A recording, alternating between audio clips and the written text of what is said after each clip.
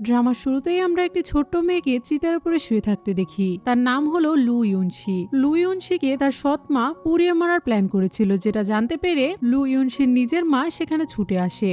এখন থেকে আমরা লু ইউনশির মাকে লু বলে ডাকবো, আর লু ইউনশিকে শুধুমাত্র ইউনশি। তো এখন লু তার মেয়েকে বাঁচানোর জন্য আসে এবং চিৎকার করে বলতে থাকে, আমার মেয়ে এখনো মারা যায়নি, তোমরা তাকে ষড়যন্ত্র করে পুড়িয়ে মারতে চাইছো। সে একজন প্রিন্সেস, তাই তাকে তোমরা এভাবে মেরে ফেলতে পারো না। সম্রাট যদি এই কথা জানতে পারে তাহলে তোমাদের সবাইকে মেরে ফেলবে। এখন চু ওয়ানঝির দাসীরা তাকে ধরেছিল, আর সে এভাবে চিৎকার করে তার মেয়েকে বাঁচানোর চেষ্টা করছিল। কিন্তু তখনই চু ওয়ানঝি তার কাছে আসে আর তাকে বলে, তোমার মেয়ের গুটি বসন্ত হয়েছে, যে রোগটা মরণঘাতী এবং ছোঁয়াছে। তুমি কি চাও তোমার মেয়ের জন্য হেরেমের সবাই এ রোগে আক্রান্ত হয়ে মারা যাক? আর সম্রাট যদি জানতে পারে আমি এই কাজ করেছি তাহলে সে তো আমাকে পুরস্কৃত করবে। এটা বলে সে তার গালে একটা জোরে চড় মারে এবং তার দাসদেরকে আদেশ করে সেই চিতায় আগুন ধরিয়ে দেওয়ার জন্য।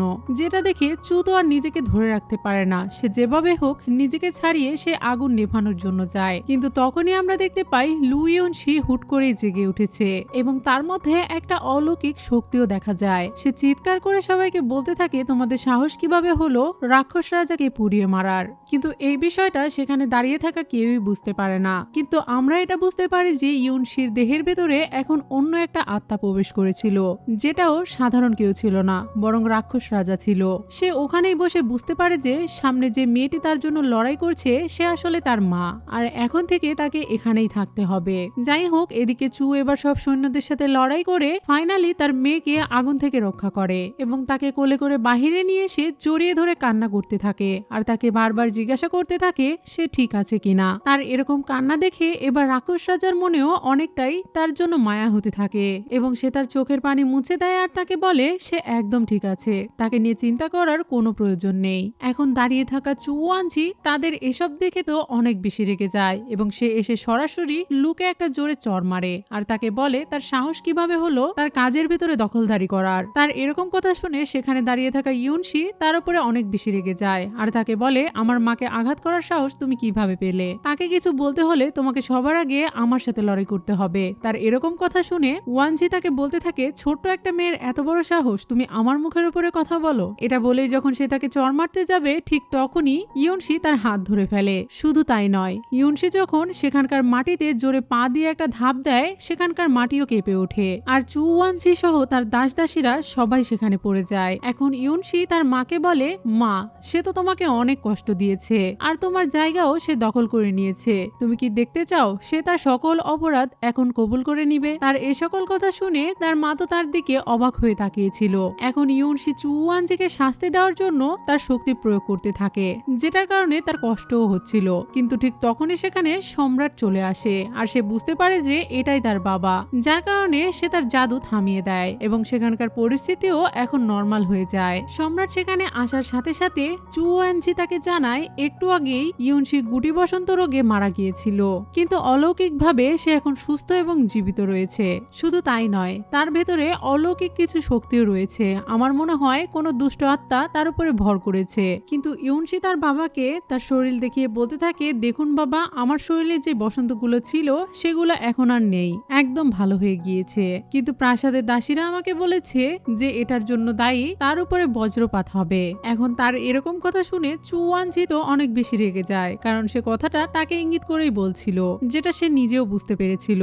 আর চু ওয়ানঝি রেগে যখন তার গায়ে হাত তুলতেই যাবে ঠিক তখনই তার উপরে বজ্রপাত হয়ে যায় আর তার চেহারা এবং চুলের অবস্থা অনেক ভয়ঙ্কর হয়ে যায়। এটা দেখে সেখানে থাকা সবাই তো অনেক অবাক হয়ে যায় আর ইউনশি এখন সেকেন্ডের মধ্যে এপাশ ওপাশ হতে থাকে আর তাকে বলতে থাকে ঠিক হয়েছে, তার সাথে এরকমটাই হওয়া উচিত। সে চু ওয়ানঝির চারপাশে ঘুরতে থাকে আর তাকে ভয় দেখিয়ে বলতে থাকে, তোমাকে আমি ততক্ষণ পুড়িয়ে মারবো যতক্ষণ না তুমি ছাই হয়ে যাও। এসব কিছু দেখে সম্রাট তাকে কিছু বলতেই যাবে ঠিক তখনই ইউনশি একটা লক্ষ্মী মেয়ের মতো সেখানে দাঁড়িয়ে পড়ে আর তাদেরকে বলতে থাকে, আমি কি কোনো ভুল করে ফেলেছি? আরে আমি তো দেখি যা বলেছি সেটাই সত্যি হয়ে গেল। চু ওয়ানঝির উপরে বজ্রপাত হয়েছে, কিন্তু সম্রাটের এসব কিছুর প্রতি এতটাও গুরুত্ব ছিল না। সে শুধুমাত্র মেঘ ডাকার শব্দ শুনছিল আর তাদের সবাইকে বলছিল, আমার রাজ্যে বহুদিন ধরে খরা চলছে, আমরা তো বৃষ্টির জন্য অপেক্ষা করে আছি, কিন্তু বৃষ্টির দেখা যেন কোথাও মিলছে না। তার এরকম কথা শুনে ইউনশি তাকে বলে, আপনি যদি চান তাহলে আমি এখানে বৃষ্টি আনতে পারি।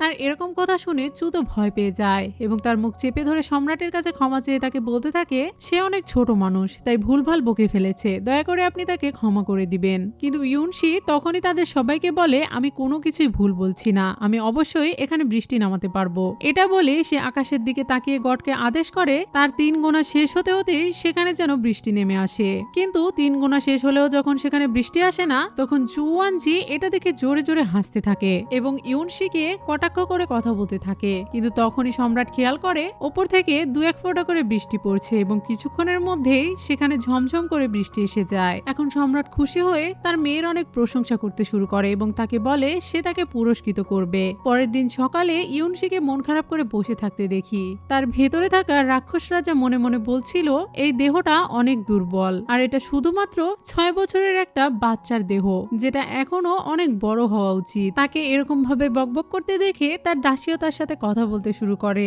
আর কথায় কথায় সে জানতে পারে সম্রাট জুওয়ানজির কথা শুনে তাদের হেরেমের খরচ অর্ধেক করে দিয়েছে এবং তাদের ক্ষমতাও তার থেকে অনেক কম। যেটা শুনে লু ইউনশি তাকে বলতে থাকে সে এই সব কিছু বদলে দিবে। তারা কথা বলছিল তখনই সেখানে চু চলে আসে এবং সে তার মেয়েকে ভালো মন্দ জিজ্ঞাসা করে। ইউনশিও তার মায়ের সাথে ভালোভাবে কথা বলতে বলতে দাসীর হাত থেকে সেই খেলনাটা নিয়ে একটি পাথরের সাথে লাথি মারে। লাথিটা এত জোরেই লাগে যে পাথরটা ভেঙে যায়। এটা দেখে ওই দাসী তো অনেকটাই চিন্তিত হয়ে পড়ে এবং সে বলতে থাকে এই কয়েকদিনে সে বেশ কয়েকটা পাথর এভাবেই লাথি মেরে ভেঙে ফেলেছে।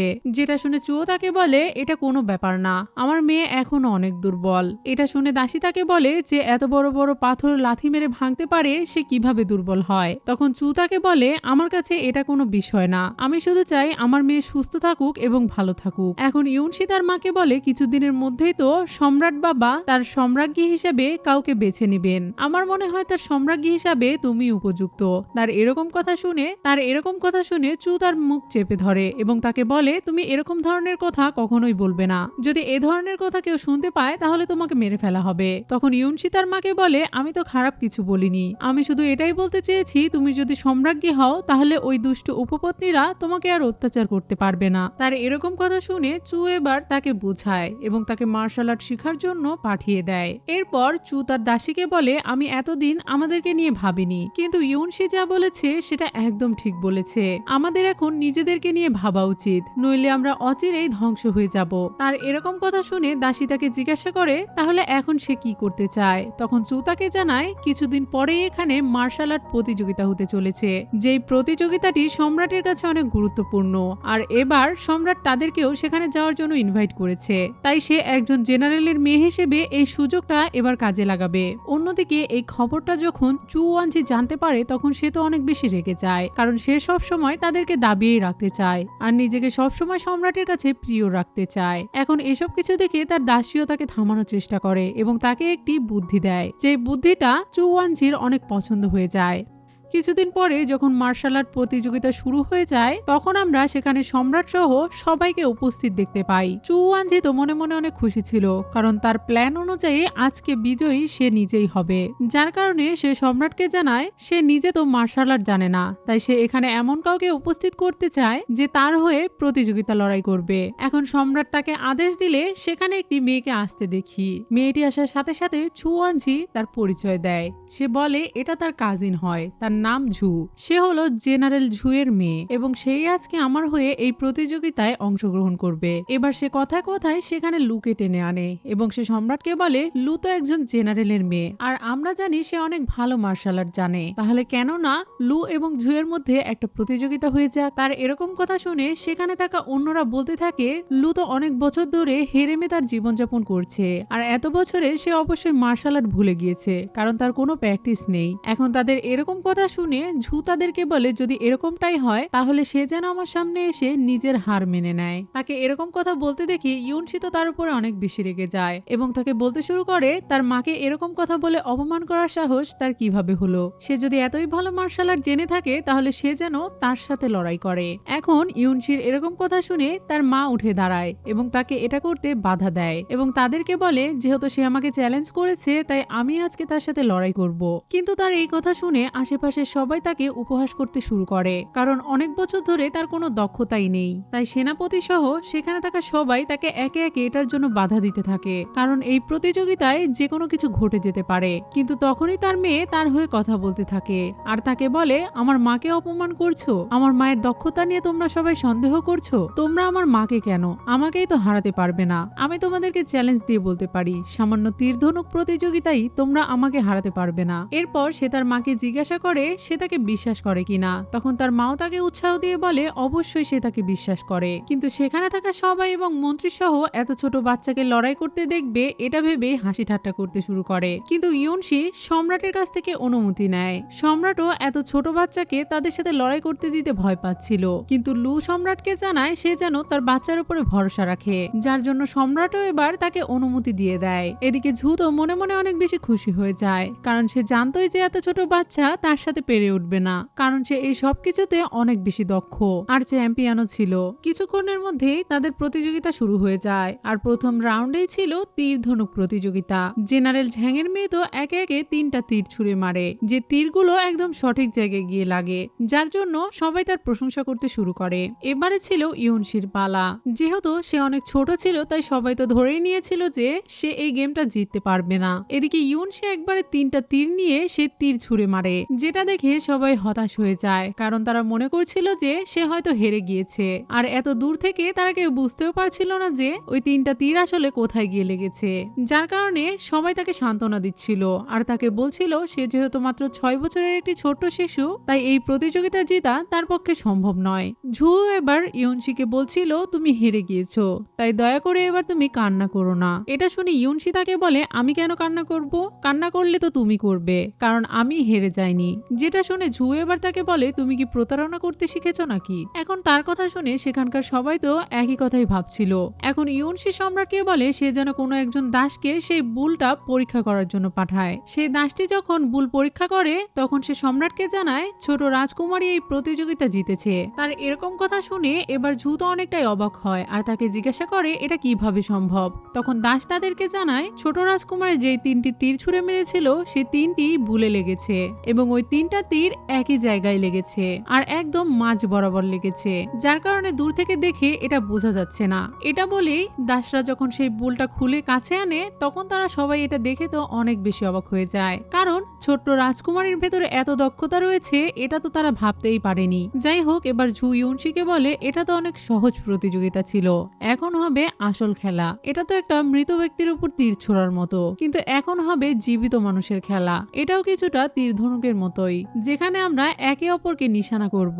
এর মানে হলো তোমার বা আমার মাথার উপরে যে কোনো একটি ফল রাখা হবে, যেই ফলটিকে লক্ষ্য করে আমাদের তীর ছুটতে হবে। মনে রেখো এখানে কিন্তু জীবনের ঝুঁকি রয়েছে, তাহলে পরবর্তী চ্যালেঞ্জের জন্য তুমি কি প্রস্তুত রয়েছো। আর এরকম কথা শুনে ইয়নশি তাকে বলে সে এসবে ভয় পায় না, কিন্তু ইয়নশির মা এটাতে রাজি হয় না। সে চায় না তার মেয়ের উপরে কোনো রকম বিপদ আসুক, যার কারণে সে সম্রাটের কাছ থেকে পারমিশন নিয়ে নিজেই সেখানে দাঁড়িয়ে পড়ে এবং তার মাথার উপরে একটি আপেল রাখে, যেটাকে তাদের দুজনে টার্গেট করে তীর ছুঁড়ে মারতে হবে। এখন ঝু তো চুয়ানঝির লোক ছিল, আর যেহেতু তাদের দুজনের আগে থেকেই কিছু একটা প্ল্যান ছিল, তাই সে তার হাতের ফালা ইচ্ছা করেই লুয়ের উপরে ছুঁড়ে মারে, যাতে এই আঘাতে সে মারা যায়। কিন্তু ইয়নশি এটা বুঝে যায় এবং দ্রুত গিয়ে তার মাকে রক্ষা করে, আর ওই ফালাটা গিয়ে ছিটকে পড়ে চুয়ানঝির মাথার উপরে। এখন ইয়নশি তো ঝুয়ের উপরে অনেক বেশি রেগে যায় আর তাকে বলে তুমি ইচ্ছা করে আমার মাকে মারতে চেয়েছিলে, তুমি এটা কেন করলে, তোমার এত বড় সাহস কি করে হলো। কিন্তু ঝু তাকে বলে এটা ভুলবশত হয়ে গিয়েছে,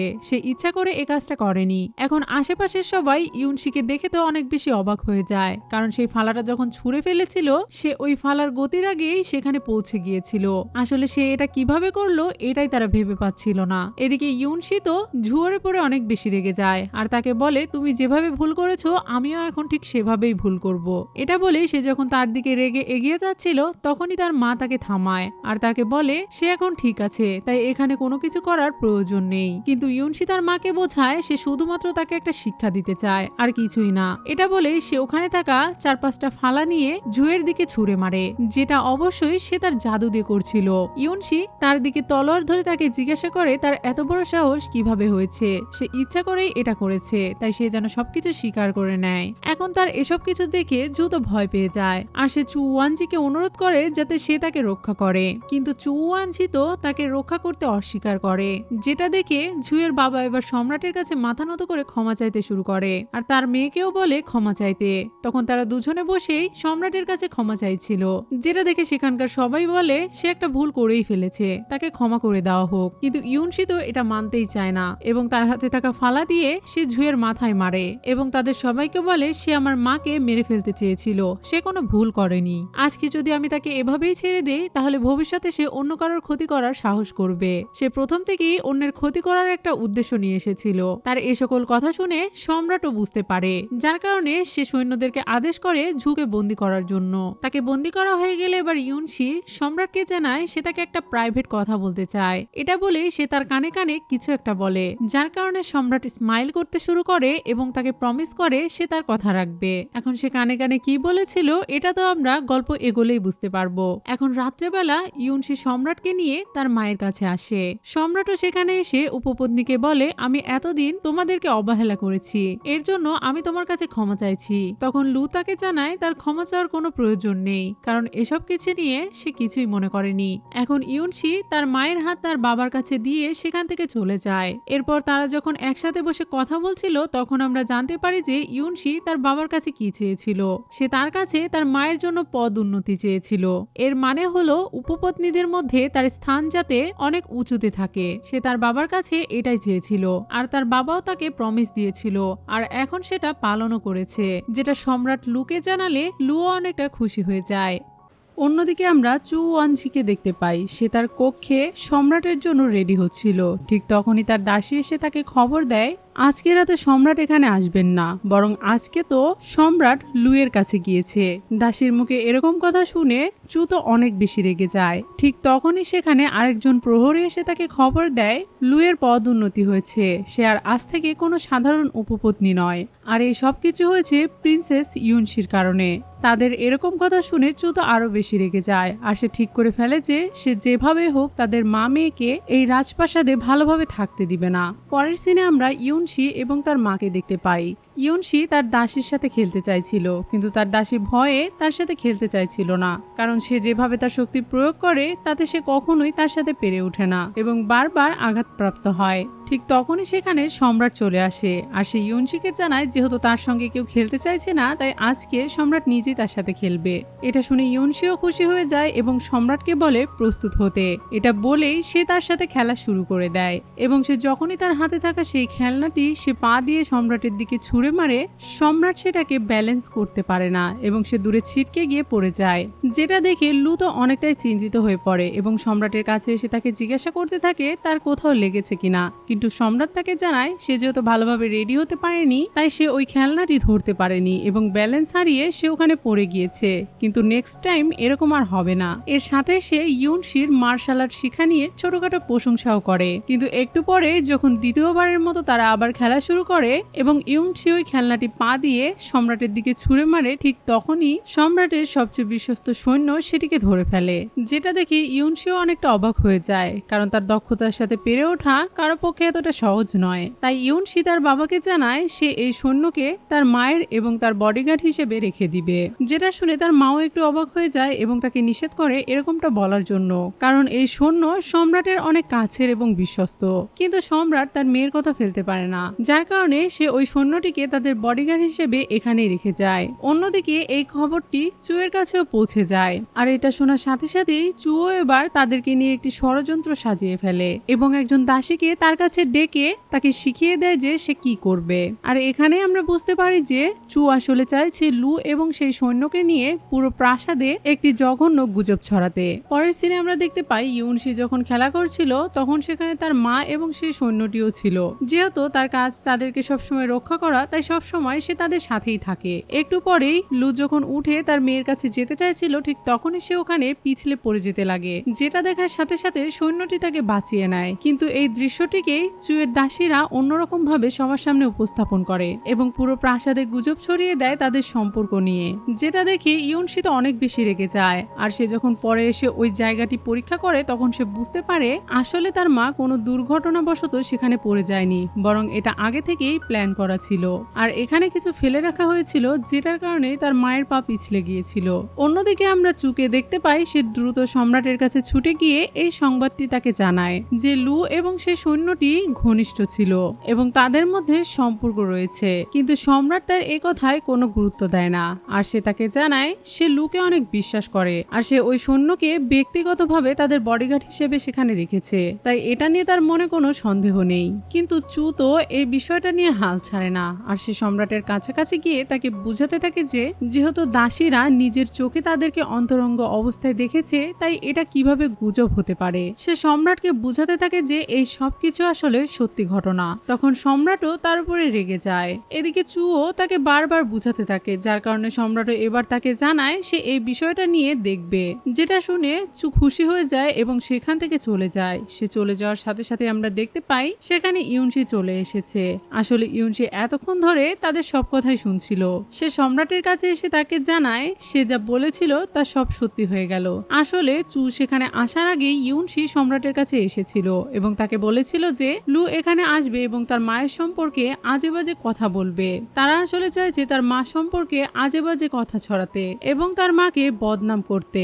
এখন যেহেতু ইউনশির কথা সত্যি হয়ে গিয়েছে তাই সম্রাটও তাকে জানায় সে যেন এটা নিয়ে বেশি চিন্তা না করে। প্রাসাদে যে যাই বলুক না কেন সে সব সময় তাকে বিশ্বাস করবে এবং তাদের পাশেই থাকবে। যেটা শোনার পরে ইউনশিও তো খুশি হয়ে যায়, কিন্তু এরই সাথে সে মনে মনে এটাও ঠিক করে ফেলে যে সে এবার চুকে একটা শিক্ষা দিবে। অন্যদিকে আমরা চুকে দেখতে পাই সে তো এটা ভেবে খুশি হচ্ছিল যে সম্রাট লুকে কোনো না কোনো শাস্তি তো দিবেই, কিন্তু তখনই তার দাসী দেখতে পায় আকাশে অনেকগুলো ফানুস উড়ে আসছে, যেটা দেখে সে অনেকটা চিন্তিত হয়ে পড়ে এবং সে লুকে জানায় এই আগুনের ফানুসগুলো তাদের প্রাসাদের দিকে এগিয়ে আসছে। আর আমরা দেখতে পাই কিছুক্ষণের মধ্যে সেই ফানুসগুলো তাদের প্রাসাদে এসে পড়ে এবং পুরো প্রাসাদে আগুন লেগে যায়। আসলে এই কাজটা ছিল ইউনশির। যেহেতু চু তার মায়ের এবং তার বিরুদ্ধে বারবার ষড়যন্ত্র করছিল তাই সে তাকে একটা শিক্ষা দেওয়ার জন্য এই কাজটা করে। এদিকে আগুনের কারণে চু এবং তার দাসীর অবস্থাও অনেকটাই খারাপ হয়ে যায়। অন্যদিকে প্রহরীরা এসে কোনো রকমে সেই আগুন নিভায়। খবর পাওয়ার সাথে সাথে কিছুক্ষণের মধ্যে সম্রাটও সেখানে চলে আসে আর তাদেরকে জিজ্ঞাসা করে এই প্রাসাদে কিভাবে আগুন লাগলো। এটা শোনার সাথে সাথে লু তো সমানে ইউনশিকে দোষারোপ করে যাচ্ছিল আর ইউনশিও কিছু না জানার মতো ইনোসেন্ট ভাব নিয়ে সেখানেই দাঁড়িয়েছিল। তখন সম্রাট তাকে বলে ইউনশি তো ছোট একটা বাচ্চা, সে কিভাবে এত বড় প্রাসাদে এভাবে আগুন লাগাতে পারে। তখন চু তাকে বলে হয়তো বা আড়াল থেকে ইউনশিকে কেউ সাহায্য করেছে। এটা শুনে সম্রাট তার উপরে রেগে যায়, কারণ সে অযথাই যে কারোর উপরে দোষ চাপিয়ে দিতে পারে না। তাই সে প্রহরীদেরকে আদেশ করে যাতে দ্রুত এই সব কিছু ঠিক করা হয় এবং উপপত্নী চুকে একজন ভালো ডাক্তার দেখানো হয়, কারণ সে এত কিছুতে ভয় পেয়ে গিয়েছে, যার কারণে সে হয়তো ভুল বকছে। তাই ভালো ডাক্তার দেখিয়ে ওষুধ খেলে সে দ্রুতই সুস্থ হয়ে উঠবে। সম্রাটের এরকম কথা শুনে এখন চু তাকে আর কিছুই বলতে পারে না। এরপর সম্রাট তার মেয়েকে নিয়ে সেখান থেকে চলে যায়। অন্যদিকে লু যখন জানতে পারে সম্রাট তার এখানে আসছে তখন সে তো অনেক বেশি ভয় পেয়ে যায়। তাই কোনো উপায় খুঁজে না পেয়ে সে নিজেকে শেষ করে দিতে চায়। ঠিক তখনই সেখানে সম্রাট চলে আসে আর তাকে জিজ্ঞাসা করে সে এরকমটা কেন করছে। তখন লু তাকে কান্না করতে করতে বলে আমি আপনাদের সবার জন্য লজ্জার কারণ হয়ে গিয়েছি।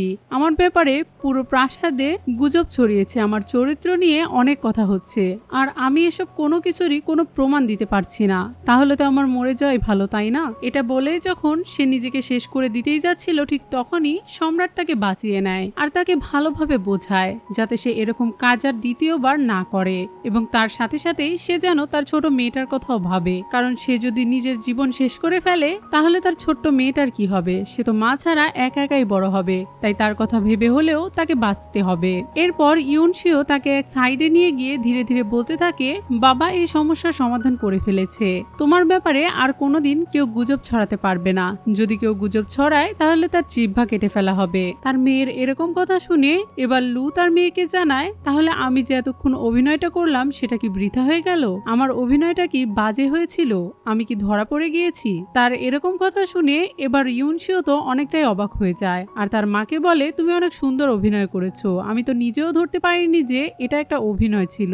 এর মানে হলো লু যে এতক্ষণ নিজেকে শেষ করে ফেলতে চাইছিল এটা আসলে তার সম্পূর্ণ অভিনয় ছিল, যাতে সম্রাট তাকে দোষী না করতে পারে আর তাকে কোনো শাস্তি না দেয়। যাই হোক, এবার সম্রাটও তাদেরকে বলে যেহেতু তার উপপত্নীর উপরে এত বড় একটা অপবাদ এসেছে তাই সে এটাকে আরো ভালোভাবে তদন্ত করবে এবং এটার বিচার করবে। পরের দিন সকালে যখন সম্রাট রেডি হয়ে বের হচ্ছিল ঠিক তখনই সে হঠাৎ অসুস্থ হয়ে পড়ে, যেটা দেখে লু তো কিছু বুঝতে পারছিল না। কিন্তু ঠিক তখনই সেখানে উপপত্নী চু চলে আসে এবং সে লুকে ধাক্কা মেরে সরিয়ে দেয়। সে তার নিজের সাথে করে একজন ডাক্তারকেও নিয়ে এসেছিল।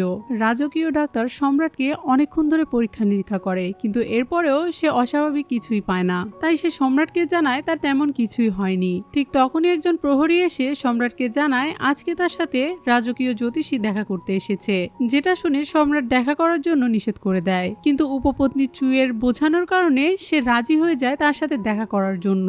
জ্যোতিষী সেখানে আসার সাথে সাথেই রাজাকে সম্মান জানায় এবং তাকে বলে গতকাল রাতে সে আকাশের তারার দিকে তাকিয়ে কিছু একটা অদ্ভুত দেখেছে। সে নক্ষত্র গণনা করে কিছু একটা বুঝতে পেরেছে। এরপর সে সম্রাটকে প্রশ্ন করে তার মাথা ঘোরাচ্ছে কিনা।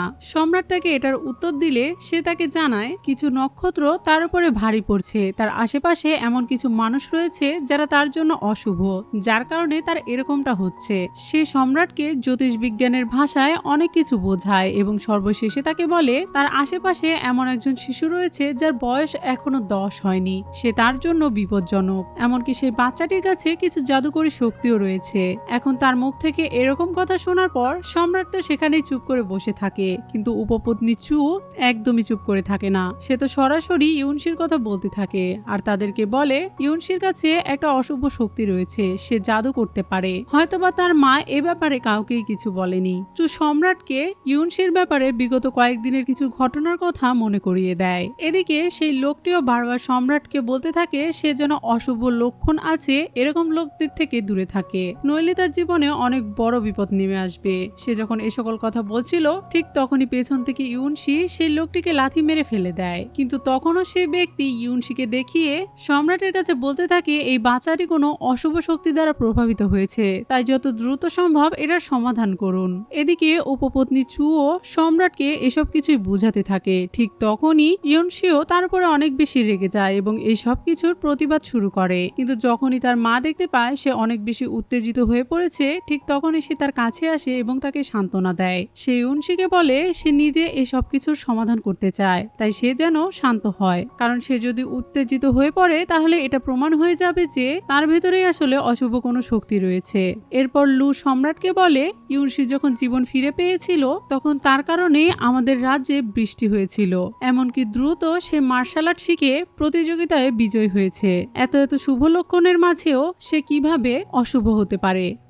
আসসালামু আলাইকুম ভিউয়ার্স, আজ আমি এই ড্রামার লাস্ট পার্ট এক্সপ্লেইন করব। তোমাদের প্রিয় এক্সপ্লেইনার আলো আপু অসুস্থর জন্য আমি ভয়েস ওভার করছি, তো চলুন শুরু করা যাক। পার্টের শুরুতেই দেখতে পাই চু কিছু বলতে চাইলেও সম্রাট তাকে থামিয়ে দিয়ে বলে লু ঠিকই বলছে, ইউনশি আমাদের রাজ্যের জন্য একটা নক্ষত্রের মতো, সে কখনোই একটা শয়তান হতে পারে না। তখনই সেখানে রাজার মা অর্থাৎ গ্র্যান্ড মাদার চলে আসে এবং সে বলে এখানে কি হচ্ছে। রাজা তাকে ধরে বসাতে বসাতে বলে তেমন কিছু না, আমি সব সামলিয়ে নিয়েছি। তবে গ্র্যান্ড মাদার বলে আমি সবকিছু জেনে এসেছি। তাকে দেখে চু খুশি হতে থাকে, বোঝা যায় সে এখানেও কোনো একটা ষড়যন্ত্র করে রেখেছে। গ্র্যান্ড মাদার সেখানে থাকা এক দাসীকে সব সত্যিটা বলার জন্য বললে সেই দাসী বলে কনকুবাইন লু আর সেই গার্ডের মধ্যে অনেকদিন থেকেই অবৈধ সম্পর্ক আছে, হতে পারে প্রিন্সেস ইউনশিও সেই গার্ডের সন্তান। এটা শুনে ইউনশি তো অনেক রেগে যায়। তবে চু সম্রাটকে বলতে থাকে তার মানে তো প্রিন্সেস ইউনশি রয়্যাল ব্লাডের মাঝে পড়ে না। তখন ইউনশি সম্রাটকে গোপনে ইশারা করায় এবং সম্রাট বুঝতে পারে ইউনশি নিশ্চয়ই কোনো পরিকল্পনা করেছে। তাই সে লুয়ের প্যালেসে সব মেডদের এখানে আনার হুকুম দেয়। সব মেডদেরকে সেখানে হাজির করা হয় এবং তাদের সত্যিটা বলতে বলা হয়। তবে তারাও সকলেই চুয়ের বিপক্ষে সাক্ষী দেয়। সেই মুহূর্তে সেখানে গার্ডকেও আনা হয়। সেই গার্ড বলে অনেক বছর আগে এক রাতে কনকুবাইন চু আমাকে সিডিউস করে এবং বলে আমি যদি তার সঙ্গে না থাকি তাহলে সে আমার পরিবারকে মেরে ফেলবে। তার এসব কথা শুনে ইউনশি বলে তোমাদের ডিমন দেখে ভয় পাওয়ার কি আছে, তোমরা নিজেরাই তো ডিমনদের থেকে খারাপ। তখন সে গার্ড আবারও সম্রাটকে বলে এই মেয়েটা আসলে আমার আর কনকুবাইন লুয়ের মেয়ে। সে সম্রাটের কাছে চু আর ইউনশির নামে খারাপ কথা বলতেই থাকে, যা দেখে ইউনশি সম্রাটকে ব্লাড টেস্ট করার জন্য বলে, যার মাধ্যমে প্রমাণ হয়ে যাবে কে সত্যি বলছে। সম্রাটও সেটা মেনে নেয় এবং সেখানে রক্ত পরীক্ষার জন্য প্রয়োজনীয় উপকরণ আনা হয়। প্রথমেই সেই গার্ড নিজের হাত কেটে একটা বাটিতে থাকা পানিতে এক ফোঁটা রক্ত দেয়। এবার ইউনশির হাতের রক্ত দেওয়ার পালা আসে, কিন্তু সে চালাকি করে শেষ মুহূর্তে নিজের হাত কাটার পরিবর্তে চুয়ের হাত কেটে পানিতে রক্ত দেয়। দেখা যায় সেই 2 ফোঁটা রক্তই একে অপরের সাথে মিলে যায়, যা দেখে ইউনশি বলে এর মানে কি তোমাদের মাঝে ব্লাড কানেকশন আছে, কিন্তু তোমরা তো একই বয়সের, তাহলে কে কার সন্তান। এটা বলে সে নিজের হাত কেটে এক ফোঁটা রক্ত সেখানে মেশায়। দেখা যায় সেই রক্তটাও আগের রক্তের সঙ্গে মিলে যায়। এখন ইউনশি বলে, এর মানে কি? আমি কি তোমাদের দুজনের সন্তান? আসলে চু আগে থেকেই এই পানি তেমন কিছু মিশিয়ে রেখেছিল যাতে এই রক্ত একে অপরের সঙ্গে মিলে যাবে। সেই গার্ড তখনও বলছিল ইউনশি আমার মেয়ে, যা দেখে এবার ইউনশি তার প্যান্ট কেটে ফেলে এবং বলে, তুমি কোন সাহসে এখনো মিথ্যা বলছো? তাদের এমন ঝামেলা দেখে সম্রাটও অনেক রেগে যায় এবং সবাইকে এখনই সত্যিটা বলতে বলে। পরিস্থিতি হাতের বাহিরে চলে যাচ্ছে দেখে চু সেই ব্লাড টেস্টের উপকরণগুলো ফেলে দেয় এবং নিজের মেয়েকে এই সবের জন্য দায়ী করতে থাকে।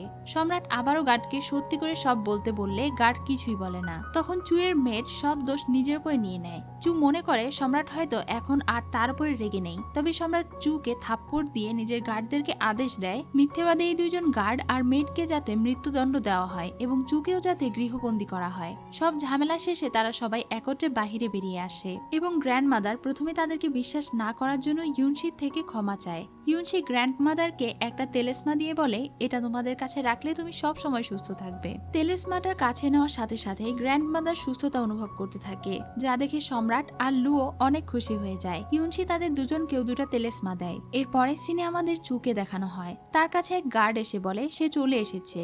এই বলে সে যখন পিছনে ফিরে তাকায় তখন তারা অনেকগুলো সাপ এদিকে আসতে দেখতে পায়, যা দেখে তারা দুজনেই অনেক ভয় পেয়ে যায়। তখনই সেখানে তান্ত্রিক মতো একটা মেয়ে আসে, তার নাম হলো ঝাও। চু তাকে দেখে ভাবতে থাকে এই মেয়ে তো অনেক সুন্দর ও অল্প বয়সী, সে কি আমার কাজ ঠিকভাবে করতে পারবে? তখন ঝাও তাকে বলে, আপনি সম্রাটকে আমার কাছে আনার ব্যবস্থা করুন, বাকিটা আমি সামলে নেব। এরপরেই চুর সেই গার্ড সম্রাটকে চুর প্যালেসে নিয়ে আসে, যেখানে ঝাও বাটারফ্লাই ডান্স করছিল। সম্রাট আসতেই ঝাও সম্রাটের কাছে গিয়ে চুকে ক্ষমা করার জন্য বলে। এটা শুনে সম্রাট অনেক রেগে যায়। সে না করতেই যাবে তখনই ঝাও তার হাতটা নাড়ায়, যার কারণে সম্রাট কিছুক্ষণের মধ্যেই সম্মোহন হয়ে যায়। এদিকে ইউনশি ঝাওয়ের একটা প্রজাপতি দেখে বুঝতে পারে প্যালেসে কোনো ইভিল এনার্জি ঢুকেছে। আমাদের আবারও সম্রাটকে দেখানো হয়। সম্রাট ঝাওয়ের সাথে বসে ড্রিঙ্কস করছিল। সম্রাট পুরোপুরি নেশাগ্রস্ত হয়ে পড়লে চু সবাইকে নিয়ে বেরিয়ে যায় এবং ঝাও সম্রাটের সাথে ঘনিষ্ঠ হতে থাকে। তবে সম্রাটের কাছে তখন ইউনশির দেওয়া তেলেসমাটা থাকায় সে তার কাছে যেতে পারে না। এদিকে ইউনশিও বুঝে যায় সম্রাটের কাছে কোনো ইভিল এনার্জি গিয়েছে, তাই সে দূর থেকে তার শক্তি ব্যবহার করে সম্রাটকে রক্ষা করতে থাকে। এদিকে থেকে ঝাও তার শক্তি ব্যবহার করে সম্রাটের থেকে তেলেসমাটা দূরে সরানোর চেষ্টা করে, তবে ইউনশির শক্তির সাথে সে পেরে ওঠে না। ঝাও বুঝতে পারে সে কিছুতেই সম্রাটকে স্পর্শ করতে পারবে না, তাই সে নিজের হাত কেটে একটা ইভিল এনার্জি পূর্ণ সম্রাটের মাঝে প্রকাশ করায়। এতে সম্রাট ধীরে ধীরে অসুস্থ হয়ে পড়বে, সাথে ঝাও সব সময় সম্রাটকে নিজের কাছে সম্মোহন করে রাখতে পারবে। এখন আমাদেরকে পরদিন সকালের দৃশ্য দেখানো হয়। সম্রাট যখন ঘুম থেকে ওঠে তখন ঝাও সম্রাটের কাছে গিয়ে বলে, আমি গতরাতে আপনার সেবা করেছি, আপনি বলেছিলেন আপনি আমাকে নোবেল লেডি বানাবেন। সম্রাট তাকে কিছু বলতে গেলে ঝাও আবারও তাকে সম্মোহন করে নেয়, যার জন্য সম্রাটও তাকে কনকিউবাইন হিসেবে মেনে নেয়। এদিকে ইউনশিকে দেখানো হয় যে গতরাতে ইভিল এনার্জি সম্পর্কে ভাবছিল। তখনই সেখানে ঝাও আসে আর লুয়ের দাসী তাকে জানায় এটা সম্রাটের নতুন কনকিউবাইন। ইউনশি বুঝতে পারে এটাই সেই ইভিল এনার্জি, তাই সে ঝাওয়ের উপরে আক্রমণ করতে যায়। তবে সেই সময় সম্রাট ঝাওয়ের সামনে চলে আসে। ঝাও লুয়ের দিকে এগিয়ে গেলে ইউনশিও তার মায়ের সামনে গিয়ে দাঁড়ায়, যাতে সে তার মাকে প্রোটেক্ট করতে পারে, তার মায়ের কোনো ক্ষতি না হয়। তবে ঝাও এবার লুর সামনে নীল ডাউন হয়ে বসে যায় এবং তার কাছে ক্ষমা চায়। লু তাকে ক্ষমা করেছে এটা বোঝার জন্য সে লুকে চা অফার করে। ঝাও কৌশলে লুয়ের চায়ের মাঝে সম্রাটের মতোই একটা ইভিল এনার্জি সম্পূর্ণ পোকা ছেড়ে দেয়। ইউনশি সেটা বুঝতে পেরে ঝাওকে আটকায়। ঝাও বলে প্রিন্সেস হয়তো মনে করেছে আমি তার মাকে বিষ দিয়েছি, তাই সে নিজেকে প্রমাণ করার জন্য আরেক কাপ চা নেয়। তবে ইউনশি সেই চাতে নিজের শক্তি ব্যবহার করে তারপর ঝাওকে দেয়, আর এদিকে লুও ঝাওয়ের দেওয়া চাটা পান করে। এরপর তারা যখন সেখানে থেকে ফিরে যাচ্ছিল তখনই হঠাৎ লুয়ের মাথাটা ঘুরে যায়, তাই লুয়ের মেয়ে তাকে নিয়ে গিয়ে শুইয়ে দেয়। তারা সবাই চলে যেতেই সেই ঘরে একজন সম্মোহিত গার্ড আসে। আমাদের সম্রাটকে দেখানো হয়, তার কাছে একটা দাসী এসে জানায় সে লুয়ের ঘরে থেকে কোনো পুরুষের শব্দ শুনেছে। এটা শুনে তারা সবাই লুয়ের ঘরে যায়। সেখানে লু বাদে আর কেউ ছিল না। ঝাও মনে করে লু হয়তো তাকে বিছানায় লুকিয়ে রেখেছে, তাই সে বিছানার পর্দা সরিয়ে দেয়, তবে সেখানেও কেউ ছিল না। এমন সময় হঠাৎ করে ঝাওয়ের নিজের শরীরও খারাপ হতে শুরু করে। ইউনশি তাকে ডাক্তার দেখানোর কথা বললে সে নিষেধ করে ভেতরে চলে যায়। ফ্ল্যাশব্যাকের মাধ্যমে দেখানো হয় গার্ড যখন লুয়ের সাথে খারাপ কাজ করতে যায় তখন লু তাকে মেরে অজ্ঞান করে দেয়। এখন ঝাও বাথটাবে বসেছিল। এমন সময় ইউনশি সেই গার্ডকে এক হাতে তুলে এনে ঝাওয়ের বাথটাবে ছুঁড়ে মারে। গার্ড যেহেতু সম্মোহিত ছিল আর ঝাও এখন অসুস্থ ছিল, তাই গার্ড জোর করে ঝাওয়ের সাথে মিলিত হয়, তাই ঝাও নিজের খোঁড়া গর্তে নিজেই পড়ে। আমাদের পরদিন সকালের দৃশ্য দেখানো হয়। লু যখন ইউনশির সাথে বল খেলছিল তখনই হঠাৎ তার পেটে ব্যথা শুরু হয়ে যায়। ইউনশি দৌড়ে গিয়ে তার মায়ের হাত ধরে এবং বুঝতে পারে তার মা গর্ভবতী। এই খবর যখন চু জানতে পারে তখন সে ঝাওয়ের উপরে অনেক রেগে যায়। ঝাও জানায় সেও গর্ভবতী। এই বলেই সে লুয়ের উদ্দেশ্যে একটা কালো ধোঁয়া পাঠিয়ে দেয়, তবে ইউনশি সেটাকে আবারও ঝাওয়ের কাছে ফেরত পাঠিয়ে দেয়। কিন্তু ঝাও এটাই চাচ্ছিল। আমাদের পরদিন সকালের দৃশ্য দেখানো হয়। একজন রয়্যাল চিকিৎসক এসেছিল ঝাও আর লুকে পরীক্ষা করার জন্য। চিকিৎসক ঝাওকে দেখে অনেক প্রশংসা করে, তবে লুকে দেখে বলে তার গর্ভে ইভিল এনার্জি আছে। সম্রাট লুয়ের পক্ষ নিয়ে কিছু বলতে গেলে ঝাও আবারও তাকে সম্মোহন করে নেয়, যার জন্য সম্রাটও লুকে আলাদা রাখার আদেশ দেয়। এর পরের সিনে আমাদের চুকে দেখানো হয়। সে এক দাসীকে কিছু একটা আদেশ দিয়ে লুয়ের ঘরে পাঠায়। সেই দাসী লুয়ের ঘরে গিয়ে তাকে বলে, আপনাদের এই প্যালেস ছেড়ে দিতে বলা হয়েছে। লু ছাড়তে না চাইলে সেই দাসী দাম্ভিকতার সাথে জানায় এটা সম্রাটের প্রিয় কনকুবাইন চুর আদেশ। তবে ইউনশি থাকতে কেউ কিভাবে তার মাকে কষ্ট দিতে পারে। ইউনশি সেই দাসীকে মেরে সেখানে থেকে পাঠিয়ে দেয়। এর পরের সিনে দেখানো হয় ইউনশি কোনো ইভিল এনার্জির অস্তিত্ব বুঝতে পেরে অ্যাংসেস্টর হলে চলে যায়। সে ওখানে গিয়ে ঝাওয়ের সাপগুলোকে দেখতে পায়, তবে হঠাৎই সে সেখানে আটকে যায়। এটা মূলত ঝাও আর চুয়ের একটা পরিকল্পনা ছিল। ইউনশিকে আটকে রেখে তারা দুইজন গার্ড নিয়ে লুয়ের কাছে যায়। লুর দাসী তাকে আটকানোর চেষ্টা করলে চু গার্ডকে বলে তাকে আটকে নেয়। এরপর সে একজন গার্ডকে লুকে মেরে ফেলার আদেশ দেয়, তবে ঠিক সেই সময় লুর দাসী নিজেকে ছাড়িয়ে গার্ডের সামনে চলে যায়, সেজন্য সে আহত হয়। গার্ড যখন আবারও লুকে মারতে যায় তখনই সেখানে ইউনশি চলে আসে এবং তার মাকে বাঁচিয়ে নেয়। তবে তাদের কারোর কিছু করার আগেই লু আর ঝাওয়ের লিভার পেইন উঠে যায়। চু ঝাওকে নিয়ে চলে যাওয়ার আগে একজন ধাত্রী ঠিক করে যায় লুর ডেলিভারি করার জন্য।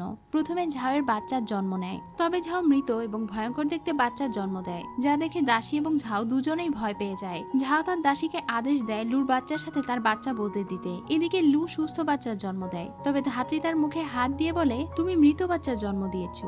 এই বলেই সে বাচ্চা নিয়ে চলে যেতে চাইলে ইউনশি এসে তার থেকে তার ভাইকে কেড়ে নিয়ে লুর কাছে দিয়ে দেয়। লু তার বাচ্চাকে দেখে অনেক খুশি হয়। তখনই সেখানে গ্র্যান্ড মাদার আসে। তাকে দেখে লু ধাত্রী যে তার ছেলেকে মেরে ফেলতে চেয়েছিল এটা জানায়। তখন গ্র্যান্ড মাদার ধাত্রীকে ভয় দেখালে সে বলে দেয় তাকে এমনটা করতে চু বলেছে।